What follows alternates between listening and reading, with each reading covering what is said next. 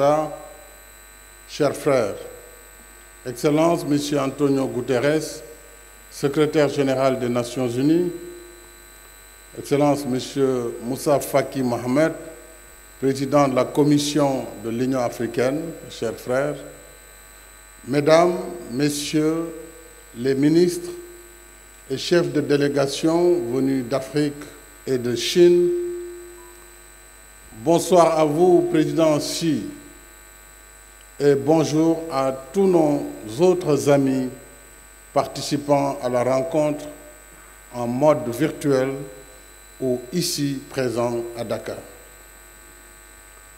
Au nom du Sénégal, je souhaite la bienvenue aux délégations venues prendre part à la 8e conférence ministérielle du Forum sur la coopération sino-africaine. Nous sommes heureux d'accueillir cette importante rencontre, 3 ans après notre dernier rendez-vous mémorable à Beijing, pour raffermir davantage la longue tradition d'amitié sino-africaine, une tradition d'amitié cordiale et de partenariat dynamique.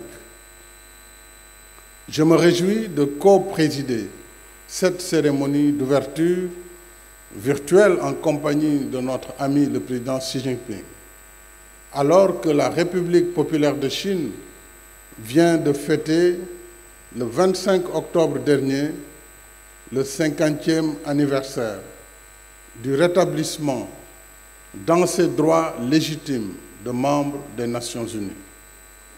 J'adresse mes chaleureuses félicitations au président Xi et au peuple chinois ami et redis notre attachement sans réserve au principe d'une seule Chine. Au nom du président Xi et à mon nom personnel, je remercie les présidents Félix Antoine Tshisekedi Tshilombo, Abdel Fattah al-Sisi, Azali Assoumani et Matamela Cyril Ramaphosa, ainsi que le secrétaire général Antonio Guterres et le président de la Commission de l'Union africaine, Moussa Faki Mohamed, pour avoir répondu à notre invitation. Il y a 21 ans, l'Afrique et la Chine, décidées à renforcer et porter leurs relations historiques à un niveau supérieur, avaient établi le FOCAC comme nouveau cadre de partenariat formalisé, solidaire et mutuellement bénéfique. Depuis lors, nous avançons main dans la main, de façon pragmatique et efficace, comme en témoigne l'intensification de nos échanges commerciaux, les investissements et les nombreuses réalisations au titre de nos différents plans d'action. Mais nous voulons aller plus en avant dans notre ambition commune de parvenir à une prospérité partagée pour le bien-être de nos peuples. C'est le sens du thème de la 8e conférence ministérielle du FOCAC, approfondir le partenariat sino-africain et promouvoir le développement durable pour bâtir une communauté d'avenir partagée Chine-Afrique dans la nouvelle ère. Ce thème est assurément pertinent en raison des mutations sans cesse croissantes et des enjeux globaux auxquels nous devons nous adapter en resserrant davantage nos relations de solidarité politique et économique. C'est dans la difficulté que l'amitié trouve son test de grandeur. Notre amitié a encore été testée avec succès à l'épreuve de la pandémie Covid-19. Je remercie le président Xi Jinping pour son appui constant à nos efforts de riposte sanitaire et de relance économique. J'apprécie à sa juste mesure le soutien apporté par la Chine à l'émission par le FMI de 650 milliards de droits de tirage spéciaux. Dans le même esprit de solidarité, je souhaite que la Chine continue d'accompagner nos efforts de résilience et de relance par la réallocation partielle de ces DTS selon des modalités à convenir. Excellences, chers amis, la nouvelle ère que nous inaugurons aujourd'hui sera marquée par le plan d'action du FOCAC 2022-2024, dont la mise en œuvre contribuera à la consolidation de nos acquis pour que les fleurs du printemps de notre coopération portent des fruits toujours plus abondants. Dans cet esprit, je propose que la feuille de route de la conférence ministérielle accorde une attention particulière aux priorités suivantes. Premièrement, travaillons au renforcement de la souveraineté pharmaceutique et médicale et à la sécurité sanitaire de nos pays. La pandémie de Covid-19 a révélé des vulnérabilités communes à tous les pays. Mais l'Afrique est sans doute le continent le moins préparé à faire face aux crises sanitaires en raison de son déficit en ressources humaines qualifiées et de son retard dans les infrastructures de santé, la recherche médicale, la production de vaccins et de médicaments et l'accès aux soins. J'encourage vivement l'intensification des échanges sino-africains dans la formation en ressources humaines, la recherche médicale, la valorisation de nos médecines traditionnelles et l'investissement dans la production locale de médicaments et de vaccins. Je me réjouis que certains de nos pays, dont l'Afrique du Sud et l'Égypte, produisent déjà des vaccins anti-Covid. D'autres, comme le Sénégal et le Rwanda, s'inscrivent dans le même sillage. Deuxièmement, poursuivons nos efforts de modernisation de l'agriculture pour assurer notre souveraineté alimentaire collective et faire de la transformation locale de nos produits agricoles un facteur d'émergence économique et de lutte contre le chômage et la pauvreté. Avec plus de 30 millions de kilomètres carrés, plus d'1 milliard d'habitants et d'importantes réserves hydriques, l'Afrique a le potentiel de ressources nécessaires pour assurer sa nourriture et contribuer à nourrir le monde. Troisièmement, nous devons renforcer davantage la formation technique et professionnelle, l'apprentissage des métiers et l'éclosion des talents dans le numérique pour soutenir l'emploi, l'auto-emploi et l'entrepreneuriat des jeunes.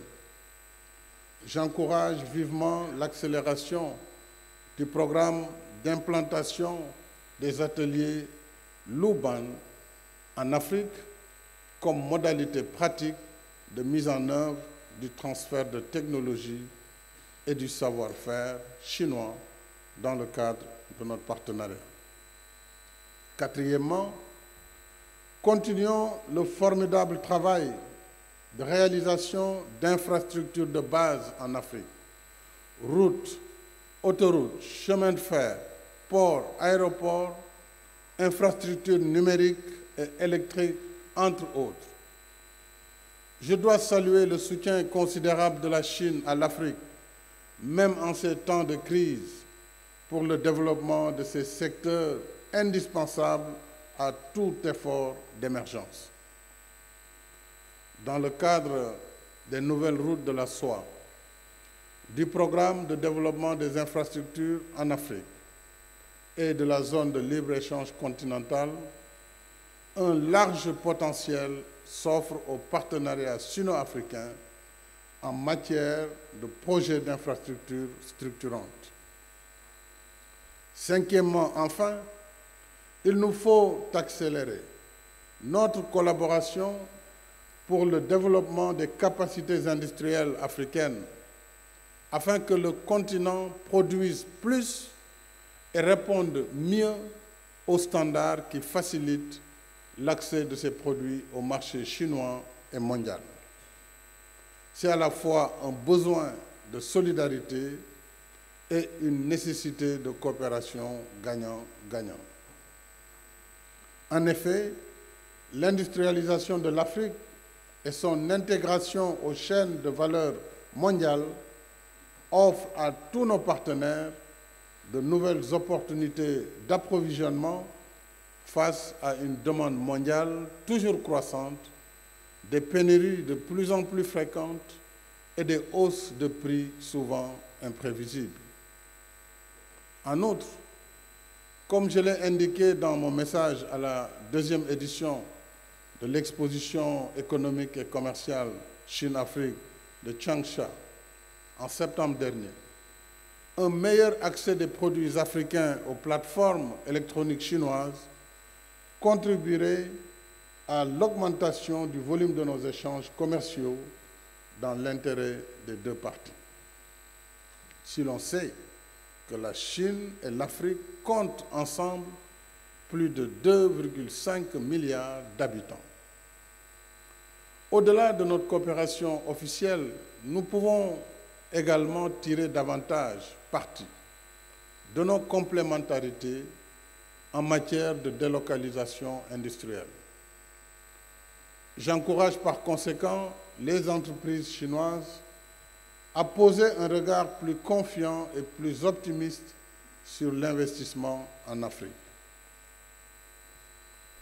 Quelques jours après la clôture de la COP26, je dois également attirer l'attention de notre forum sur l'engagement qu'ont pris certains pays d'arrêter les financements à l'étranger des énergies fossiles, y compris la filière gaz, alors même que d'autres sources d'énergie plus polluantes continuent encore en ce moment. Au moment où plusieurs pays africains s'apprêtent à exploiter leurs importantes ressources gazières, l'arrêt des financements de la filière gaz sous prétexte que le gaz est une énergie fossile, sans tenir compte du fait qu'il est aussi et surtout une énergie propre, porterait un coup fatal véritablement à nos efforts d'émergence. Bloquer les financements de la filière gazière, c'est ajouter une grande injustice économique à l'injustice climatique que l'Afrique subit plus que tous les autres continents. J'appelle tous nos pays à œuvrer ensemble pour le maintien des mécanismes de financement du gaz comme énergie de transition. Excellences, chers amis, 21 ans après son lancement, nous pouvons être fiers des réalisations de notre forum, grâce à la collaboration de nos États, de nos villes, de nos entreprises et de nos peuples, dans un esprit d'amitié conviviale, de solidarité agissante, de confiance et de respect mutuel. Amitié, solidarité, confiance et respect, c'est là que réside la force de notre forum. Et c'est cette force qui doit continuer à porter notre vision et nos ambitions pour le futur, afin d'approfondir le partenariat sino-africain et promouvoir le développement durable pour bâtir une communauté d'avenir partagée, Chine-Afrique, dans la nouvelle ère. Je souhaite plein succès à la 8e conférence ministérielle du Forum sur la coopération sino-africaine et vous remercie de votre aimable attention.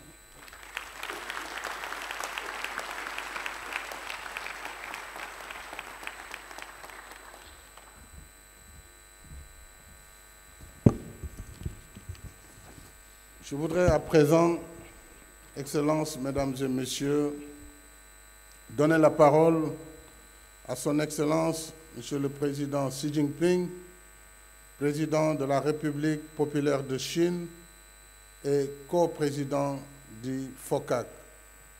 Monsieur le Président, vous avez la parole.